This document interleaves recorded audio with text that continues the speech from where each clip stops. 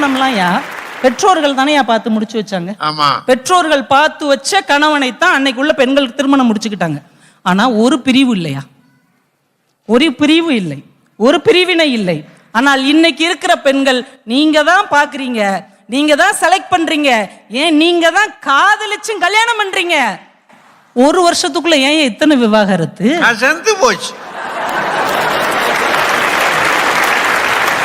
அவங்க சொன்னாங்க, நீங்க சுயத்தை தொலைத்திருக்கிறீர்கள் என்று. இல்லை சகோதரி, அன்றைய பெண்கள் சுயநலத்தை தொலைத்து விட்டு குடும்ப நலத்துக்காக பாடுபட்டார்கள். அது அடிமைத்தனம் கிடையாது, குடும்பத்துக்காக விட்டு கொடுக்கறதுங்க.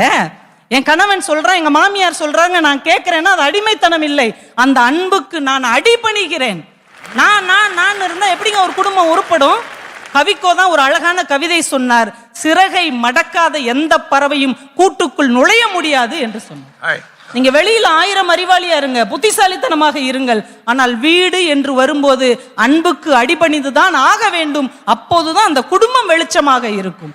அன்றைக்கு பெண்கள் தாங்கள் இருட்டுக்குள் இருந்தாலும் குடும்பத்தை நிர்வகிப்பதில் ஒரு மிகப்பெரிய வெளிச்சத்தின் சுடராக